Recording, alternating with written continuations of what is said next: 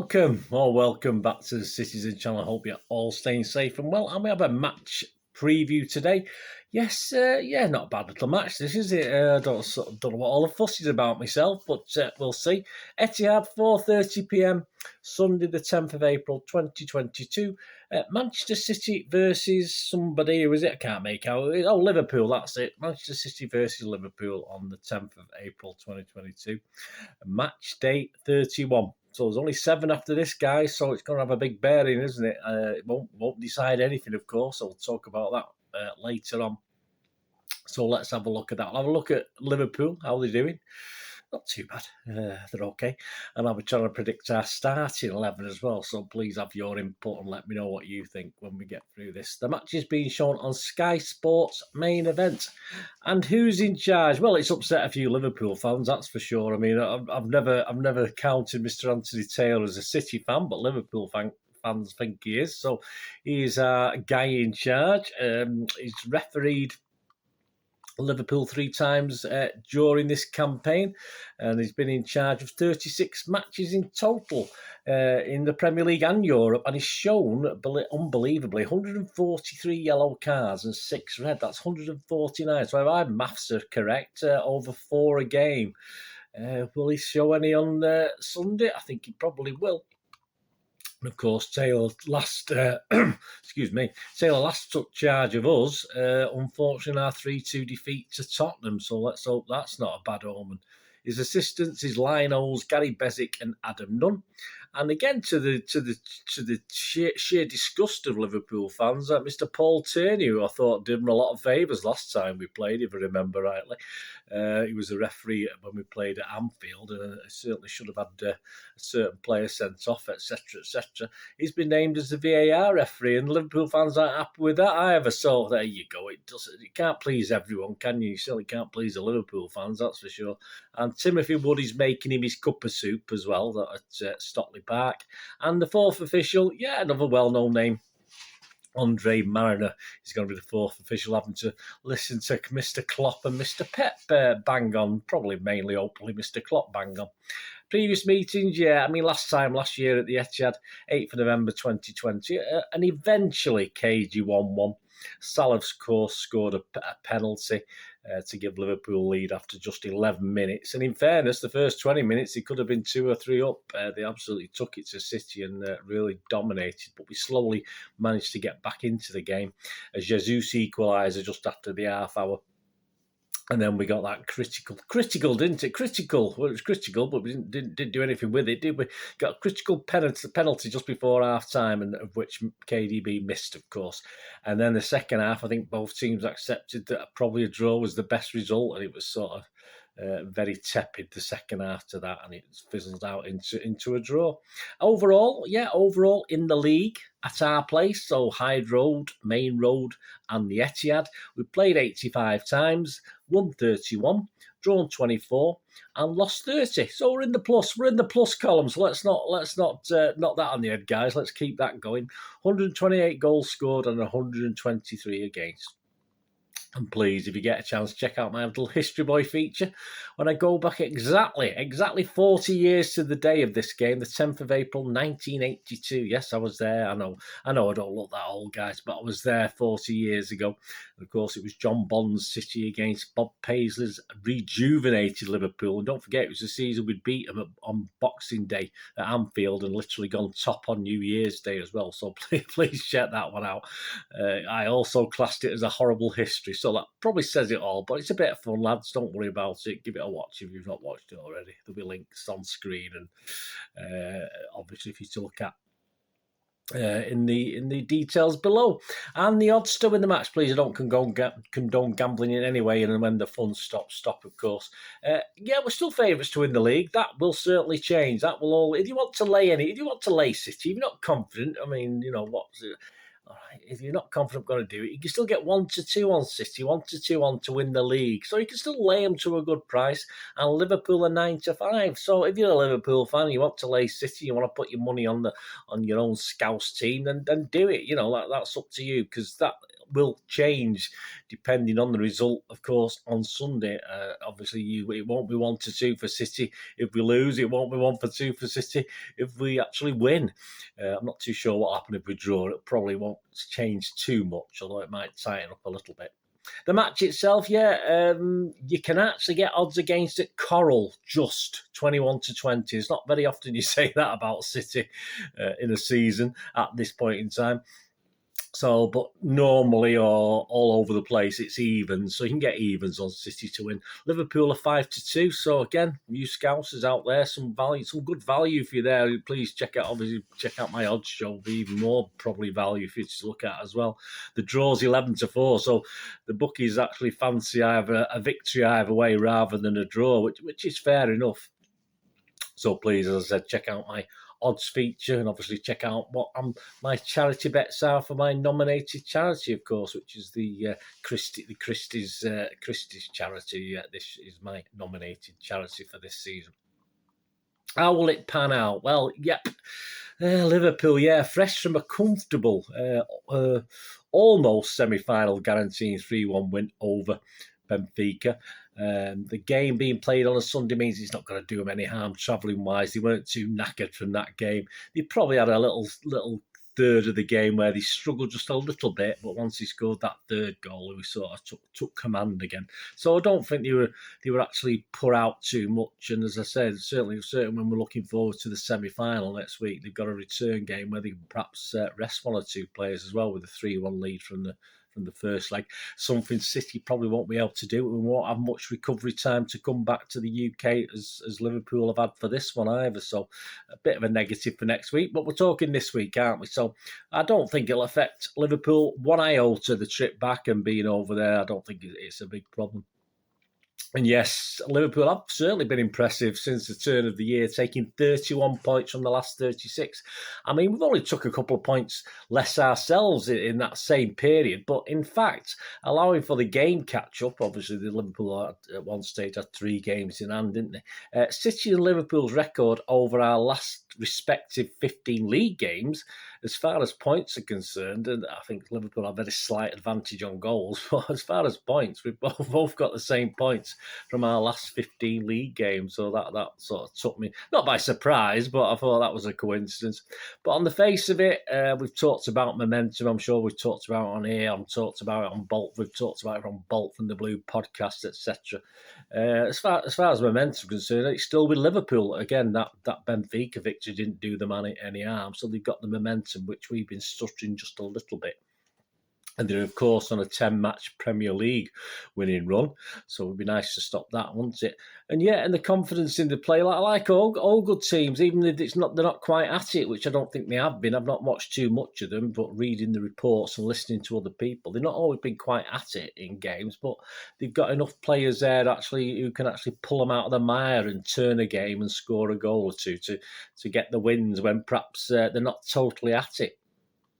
And also, Klopp now benefits from a full squad, of course. As far as I can see, there's no injuries. Fabinho got a head injury in Benfica, but apparently it's nothing serious. That'll be fine. So he's available for the team. So literally, they've got a full team, as opposed to City, of course, who've got a certain central defender missing through injury, who will be a big loss. And some people are saying he might come back, but I don't think he will. Talking to other people on various things, I think if at best perhaps on the bench, but Pep might be telling fibs of when he's coming back, and he might be totally fit and available to slot back in. But today, anyway, when I do my team, I've not put him in it on the basis that I do not think he will start this game.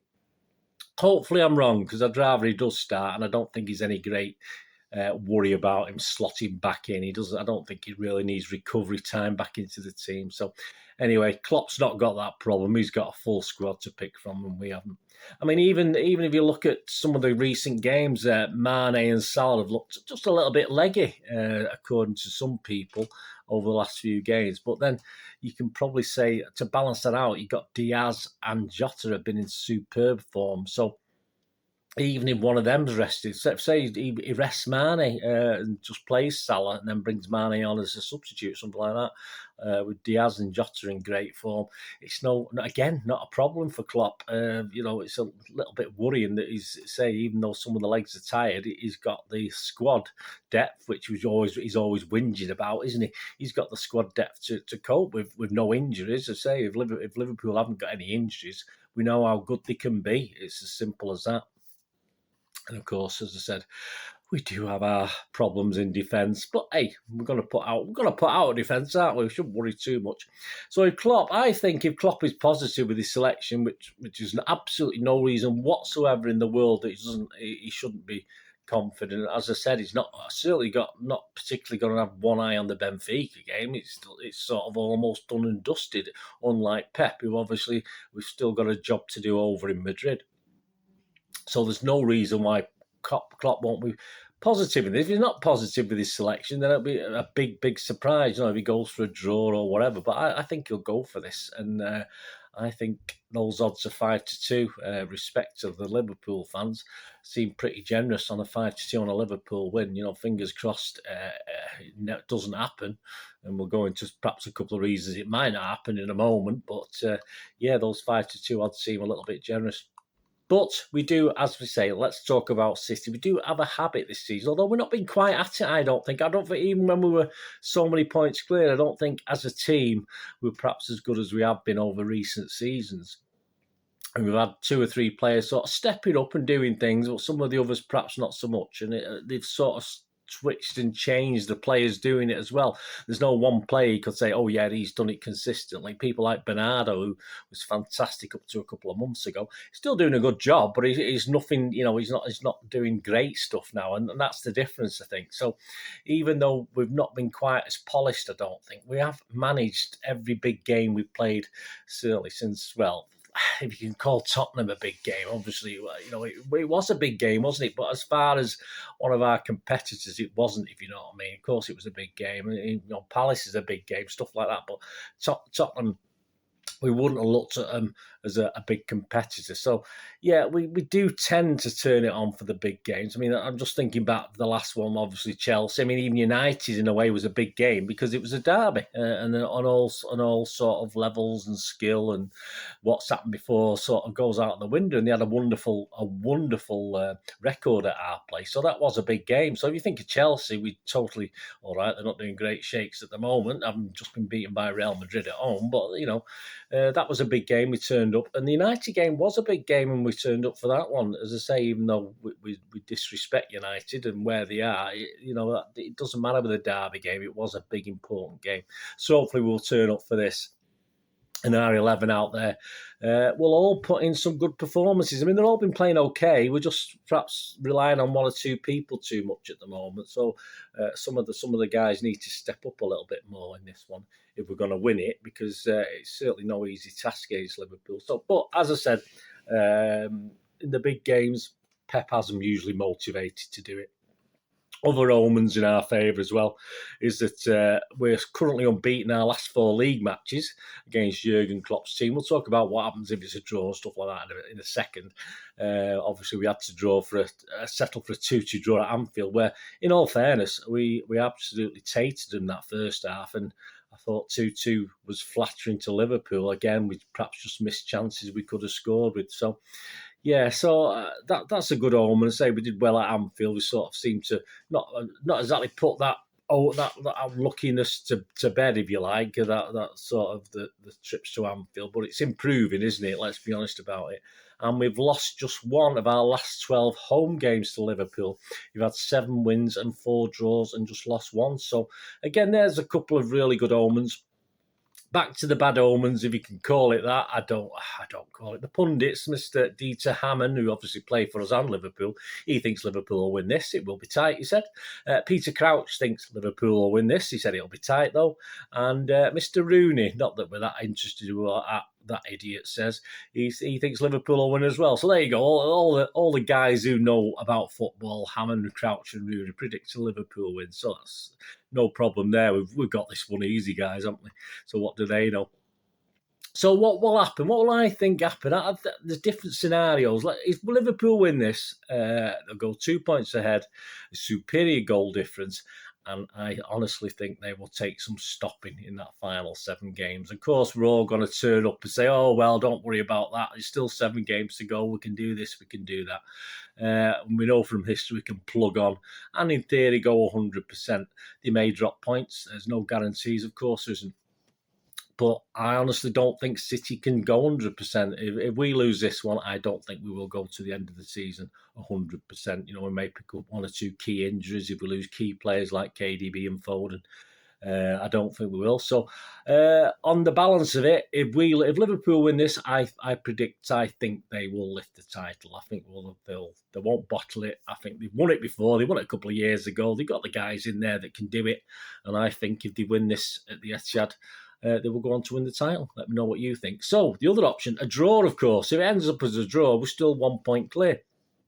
And I honestly think from there on, it's probably 55-45 in the City's favour. Very tight, of course it is, but it will be very, very interesting. But I'm still confident of if we draw, it'll be a 55-45 for a City to win it over Liverpool. But I'd say it will be very interesting. So the obvious one, and obviously if I think City will win if we draw, obviously if City win, yeah, we're going to get beat. No, if City win, and it's a giant step forward, isn't it? The momentum will be back with us. We'll be 4 points clear. We can afford to drop 3 points in our last 7 games. And don't forget, if you look at the next 3 games, just looking at the next 3 games, I'm not looking any further than that. We've got 2 very winnable home games after Liverpool. We've got Brighton and Watford. So there's another 6 points we can put in the bag if we don't relax after doing Liverpool. And that'll mean we'll still be a minimum of 4 points clear with just 5 games left. So, I mean, the games are running out by then, so it sounds really good. But if you look at it, with Liverpool, obviously, there's who's to say they're going to beat United and Everton? They should do, absolutely. I mean, United usually, we slaughtered them 5-0 at their place, and I'm sure they will beat United, and they're playing Everton next after United. So, but they only need to drop a point against one of them two. You never know. Miracles do happen in their next 2. So their next 2 is far more difficult than our next 2. So if we win it, it could be a minimum of 4. We could be 6 points clear with 5 games left, and then obviously we've got they've got Newcastle away as the 3rd game, and we've got Leeds away. So that's what I think anyway. So if Liverpool win it, I think they'll win the title. Hopefully not. We can still catch them. I mean, all 3 scenarios, City can still do the business. Of course, they can. Liverpool will be saying exactly the same, and Liverpool fans will be hoping exactly the same. Of course, they will. But that's my thinking. Let me know what you think, guys. And I'm being a bit daft. I don't know at all. But let me know what you think. That's my judgment anyway. I say it's all opinions, isn't it? City starting 11. Here we go, guys. This is my starting 11. Ederson, I'm out for that. Diaz isn't fit for this, and I don't think Ake will be risked at the back. So Ederson, Walker, Stones, Laporte, Cancelo. I think it goes without saying that, doesn't it? Rodri, Werner. Could be ideal game for Werner to make a big comeback. This, couldn't it? Liverpool. Will Pep do that? I don't know. Would you rather have Werner than Rodri?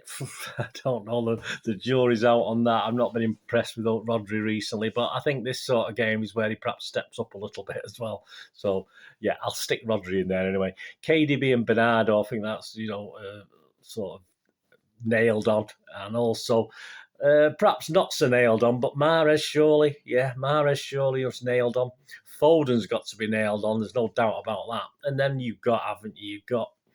I think he'll go Grealish. I think Grealish will love this game. I think Grealish will like playing against Liverpool. I think he'll enjoy it. I think, for the ability for him to draw fouls and stuff like that.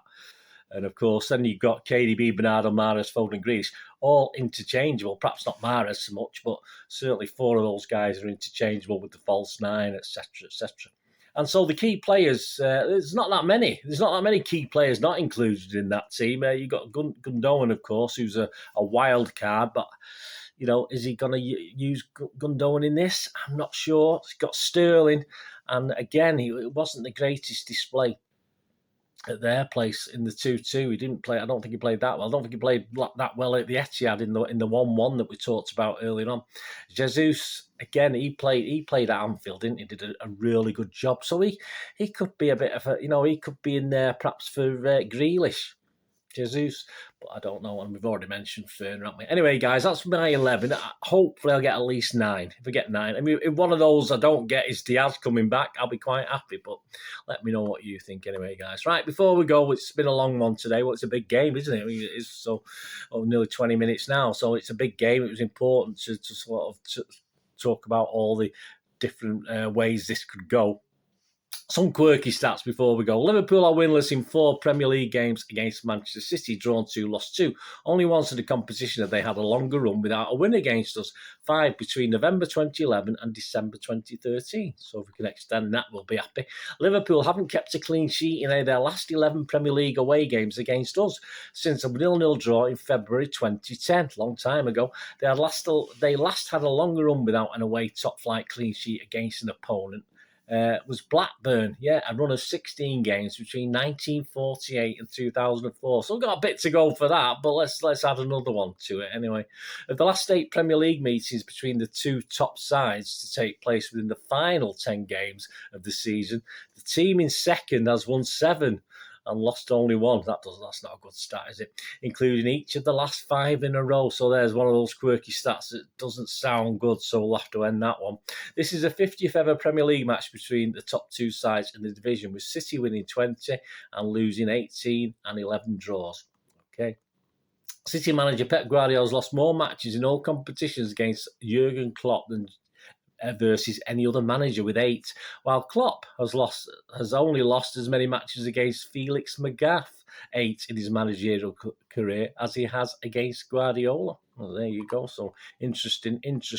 Man City's Phil Foden has scored in each of his last 3 Premier League games against Liverpool's got to play, and could become just the second player to score in 4 straight appearances against the Reds in the competition, after Jamie Vardy, 5 between 2016 and 17. Let's hope so. Fingers crossed, guys. Mohamed Salah has scored in 4 of his last 5 Premier League games. Well, hopefully not this one, against City, including each of his last 3 in a row. We'll have to end that. The last player to score in 4 consecutive Premier League appearances against City was Jimmy Floyd Hasselbank, who did so in 5 in a row. 5 in a row, that's a song there, between December 2000 and October 2003. There you go. There's a quirky stat. So, thanks for joining me, guys. Just over 22 minutes. Please tune back in for the full match report, which I'll try and get it out Sunday night, guys, but you have to sort of, the bare minimum it'll be Monday lunchtime. Of course, I'll be in work on Monday, but I'll try and get it out Sunday night, but we'll see how it goes. We'll see how it goes, guys. We might be too busy celebrating. And of course, the player ratings and Manchester Evening News player ratings are my own. So keep your ears peeled for that one anyway. And then obviously vlogs coming out, of course, for the upcoming Madrid return game as well. And don't forget my History Boys, Liverpool History Boys, and my Liverpool Odd Show as well. I enjoy doing those, guys. You can give them a watch. It'll be absolutely brilliant. Thank you very much. Leave us all your comments. Until we meet again, I only ask one thing, don't I? Please stay safe, Blues. Come on, City. Thanks for watching. Bye for now.